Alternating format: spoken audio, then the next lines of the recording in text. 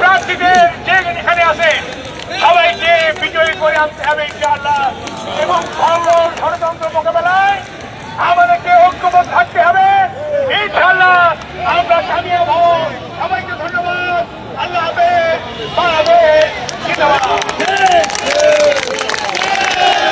গণতান্ত্রিক প্রতিষ্ঠানকে ধ্বংস করে দিয়েছে। আমরা চাই আগামীতে যে নির্বাচন হচ্ছে এই নির্বাচনের মধ্য দিয়ে ধানের শীষ প্রতীককে নির্বাচিত করে গণমানুষের রাজনৈতিক দল হিসেবে দেশনেত্রী বেগম খালেদা জিয়া বাংলাদেশের স্বাধীনতার ঘোষক শহীদ জিয়া এবং দেশ নায়ক তারেক রহমানের নেতৃত্বে আগামীতে গণতান্ত্রিক সরকার প্রতিষ্ঠিত হবে। যেহেতু র্যালি এবং সন্ধ্যা খুব কাছাকাছি, সবাইকে সুশৃঙ্খলভাবে র্যালিতে এখান থেকে শুরু করে